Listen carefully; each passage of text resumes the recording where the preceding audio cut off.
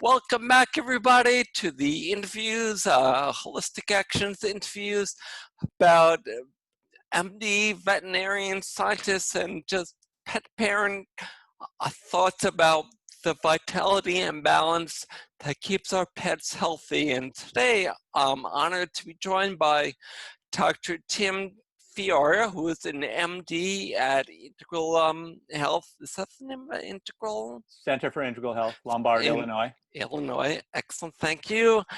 And we'll be talking a little bit about Dr. Tim's conception of vitality, balance, and staying healthy. So welcome, Tim. Thank you so much for joining us. Thank you, Jeff. Nice to be here.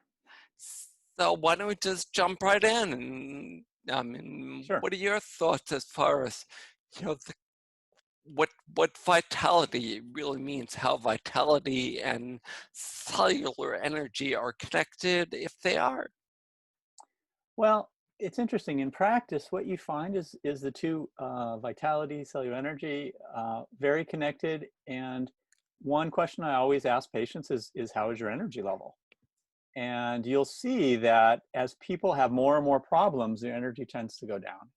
And if you do any interventions that help bring their energy up, and here I'm talking about non-pharmaceutical interventions, things to increase people's vitality, not only does their energy go up, but often a lot of their problems go down.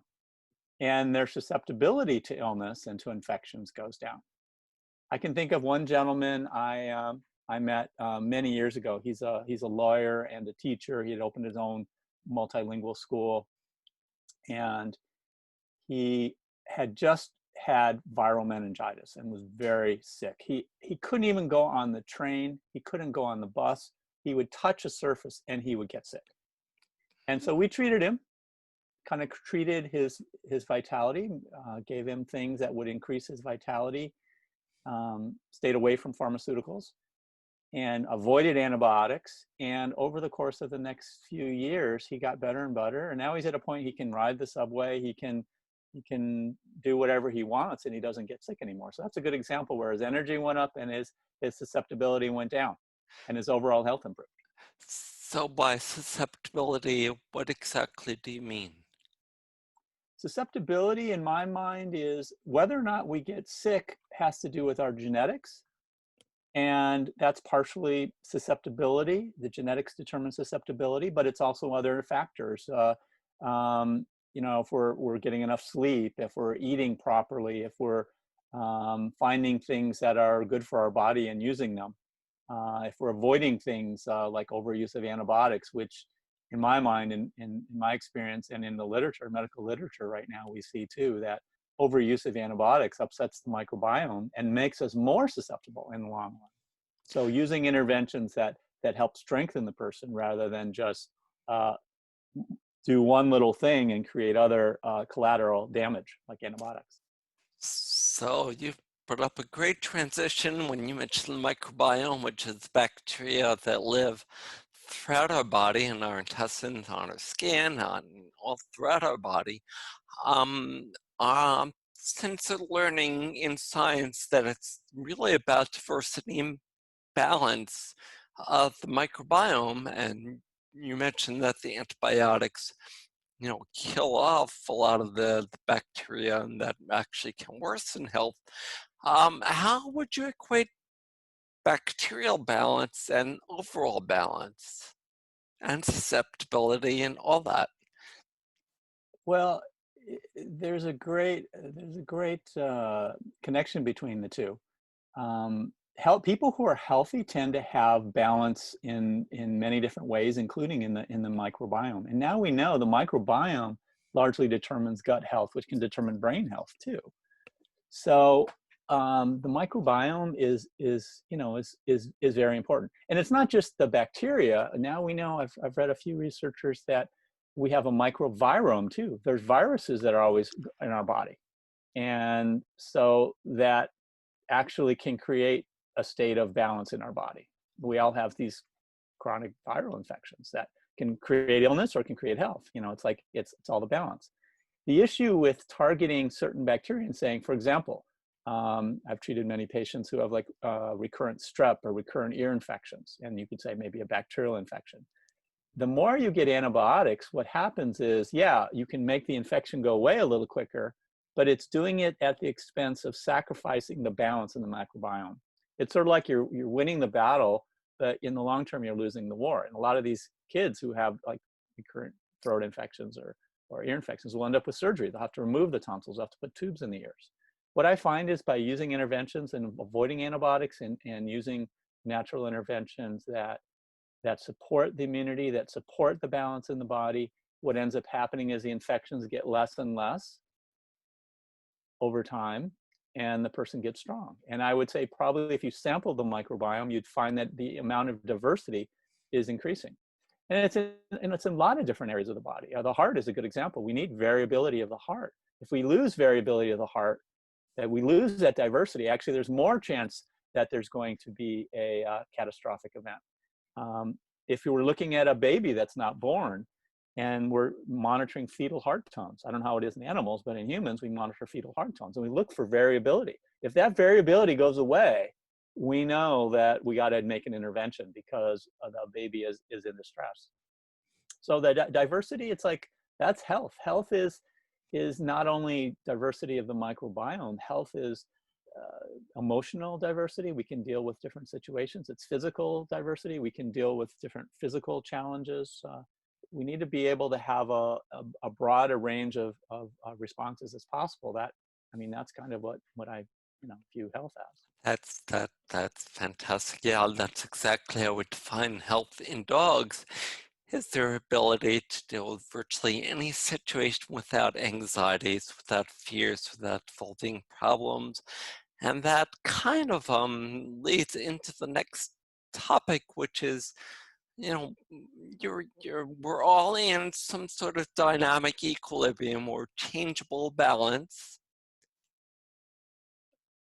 and something upsets that balance. Do you see any connection between things that upset your balance and physical manifestations? In other words, balance is somewhat of a nebulous thing in general, but physical symptoms, in dogs we see red ears or itchy skin or diarrheas or vomiting. Do you see any relation between, the external stressor, whether it's bacteria or touching a surface in a subway, or see any relation between that and the physical symptoms? Sure. Lack of balance can certainly lead to problems, or stress. Any kind of stress can lead to problems. And the less balance there is, the more likely that the stress will lead to a problem. I mean, in human medicine, we have the whole area of psychosomatic medicine where people can, have a physical stress and it can lead to serious physical ailments. I had a patient who had a thing called Takotsubo cardiomyopathy. She had something stolen. She was frightened. She had her purse stolen and she ended up having chest pain, thought she was dying of a heart attack. And she could have. People, die of that. So that's like, it shows how, and we're out of balance, even in this instance, would be like emotionally with fright. It can create a physical challenge in the body that can be even life-threatening. But it could be, if we're exposed to certain bacteria, if we're not in balance, if we're exposed to certain extremes of temperature, cold, if we're exposed to a poor diet, or a diet that's, for humans, like too high in fat or too low in nutrients. There'll be physical manifestations of that. You mentioned the cardiomyopathy from a shock. I read there was a great book called Ubiquity that relates the human and the animal symptoms, and they relate that cardiomyopathy to capture myopathy in animals, where animals can actually drop dead, their hearts stop because they're so scared, they're so stressed out. And that relates, I think, directly to the cardiomyopathy that you're mentioning. So those things, that's what you mean by stress, not necessarily an emotional stress, but just a physical or emotional stress. It's a bacteria or a virus of stress. Sure. It's again, it's just a matter of adding things up, and it's a matter, is the bacteria or virus, some are more pathogenic and some are more health producing. I mean, there's certain bacteria in our body like lactobacillus that we know is we eat yogurt so we can get more of it. So it helps create balance. Our body needs it for balance. It doesn't really create pathology in the body. But there's other bacteria that are pathogenic, and other bacteria, other viruses. But what's interesting is if we have the proper balance of those bacteria and viruses that we need in our body, we're much less likely to be susceptible to the pathogenic ones, the ones that can cause disease. And it's interesting, I did a little research on this. It's very interesting, this whole thing with infection. Not everyone who gets exposed to an infection gets sick. I was looking up an example of rabies. The average is people who are exposed to a rabid animal, 15% get rabies. But it varies between 0.1 and 60%. So it's not 100%. Even if you get bitten by a rabid animal and have, obvious bite marks, and maybe the highest would be 50, 60%, you're going to get rabies. So why do half the people not get it? It has to do with susceptibility. That person, their system was strong enough, their microbiome was strong enough, their immunity was strong enough, their cellular immunity, something, who knows what else, was strong enough that they didn't get it. I've had, it's interesting with this COVID going around, COVID-19 going around, I've had a few families that were exposed, and it's very interesting what happens. I have one family where the daughter went out, she was 21, she went out, she went to the bar, and she came back the next day, she was sick. And we treated her naturally, and she got better. But then her dad, who's not a patient of mine, got sick, and he got really sick. And we tried treating him, but again, he doesn't eat right.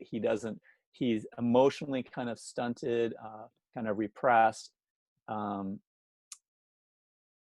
He, takes antibiotics and things like that freely. He got quite sick. He ended up in the hospital. The mom, who was exposed to both of them, was taking care of him, was calling me with, oh, what do I do for this? What do I do for that? She never got sick, but she was taking the regimen that we came up with her to help create balance for her and was helping her. She was taking that regularly. She never got sick. I have another family in Wisconsin who a few months ago, I think March, April, they got, they lost their smell, taste. They all got flu-like symptoms. They probably all had COVID. And it's interesting, of the 6 of them in the family, there's, let's see, 3 girls, a boy, and then the mom and dad. 4 out of 6 got sick. 2 of them didn't get sick. And it's very interesting. The 2 that didn't get sick were the most alike. It was a dad and one daughter. They both have kind of reddish hair. They have similar temperaments. They're kind of sensitive people.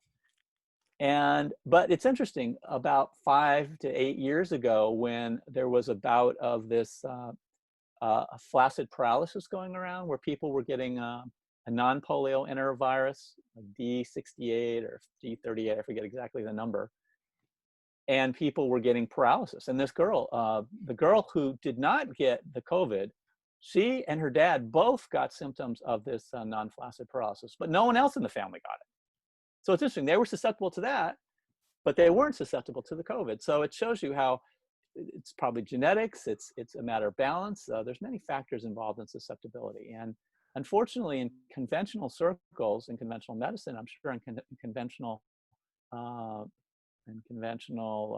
veterinary medicine too, we always emphasize on the bug. And people forget that there was a historical debate in microbiology between Pasteur and Beauchamp, who Beauchamp said, no, the most important thing is not the bug. The bug just kind of shows up if there's a problem. It's a susceptibility. Pasteur said, no, it's the bug. And supposedly on his deathbed, he recanted, even though Pasteur kind of won the debate, and now everything is about getting antibiotics, antivirals, antifungals. But we see long-term, I see a lot of patients on these things long-term. Long-term, the long-term effects are not good. But even I supposedly on his deathbed, Pasteur recanted and said, no, it's not the bug, it's the terrain, it's the susceptibility, that's the most important thing. So that's a fascinating story, because I also did research on that era, and I guess Pasteur was also good friends with Claude Bernard, who developed the milieu interior, or the homeostatic theory of balance. excuse me, sorry. And perhaps a better word than homeostasis. I have a colleague who's very much into talking about homeostasis and nonlinear dynamics. He calls it homeodynamics because stasis implies it's steady. For our bodies to be healthy, it's really a dynamic process because we're very far from like a static process. It's a dynamic equilibrium that it's a really homeodynamics is probably a better That's fabulous. as a better way of and there's so many factors that play into that, you know, being healthy, that being balanced, that being you know, having low susceptibility. Yeah, That's fantastic. I just want to sum it up. So basically you're saying that like the literature, the scientific literature that's coming out now, that balance is more important than the term, that our reactions are based on our internal balance, that we can keep people or dogs healthy with the good light, good diet. In dogs, you know, a good diet for a lot of people is, you know, high quality dry dog food. So total cereal is the food that has everything. It's all balanced up. How would you feel about a patient eating total cereal day and night for years on end? not good. We know that you know, processed foods are, the more a food is processed, the less healthy it is. If it's whole grain, it's better, but some people have sensitivities to grain, especially wheat, especially gluten. Um, I myself, and I know you, Jeff, are both kind of, we work on a gluten-free, probably you stricter than me, but I find I'm healthier when I avoid gluten. Really for health, in the human literature, a lot of it shows that if you look at Colin Campbell, Esselstyn, Furman, Ornish, that really a whole food plant-based diet is the most healthy. So you need to have fruits and vegetables and things that are really dense in nutrients. And to eat just one type of dry food all the time, um, that's not a healthy diet for humans. So I imagine that wouldn't be a healthy diet for animals. And if you look at how animals eat in the wild, for humans, I always tell people, it's like, how did we eat 100 years ago? People ate their own fruits and vegetables and nuts and seeds and grains that they had on their farms, and maybe occasionally had some meat that they grew themselves and was pasture raised and all that. You know, there wasn't fast food.